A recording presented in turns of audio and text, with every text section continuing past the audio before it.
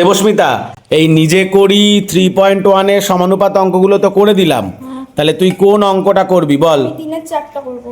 তিনের চার নেই তো, চারের 4 নম্বর আছে, 4-এর 3। হ্যাঁ, আচ্ছা কর দেখি কেমন করতে পারিস 4-এর 3। 4-এর 3 আছে 21:28 সমান অনুপাত ধরি এক্স। আচ্ছা এক্স ধরলাম, তারপরে বাচিহ্ন 21 আছে বলে যার জন্য ভাগ, তাহলে বাই 28 সমান সমান 3/x। সমানুপাতের জায়গায় সমান চিহ্ন দিবি, তাই তো 3/x। আচ্ছা এবার 3 7 21, 4 7 28।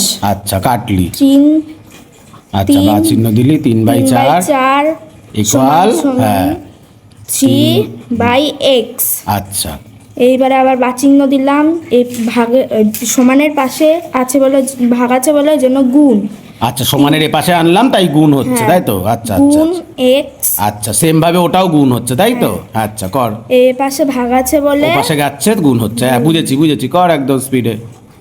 এবারে সমান সেম ভাবে 3টাও গুণ আছে, ও পাশে গেলে ভাগ হবে, হ্যাঁ কর বুঝেছি। ধরি এক্স না, এক্স তো ধরেইছি, এক্স এর মান বার করছি, হ্যাঁ কর।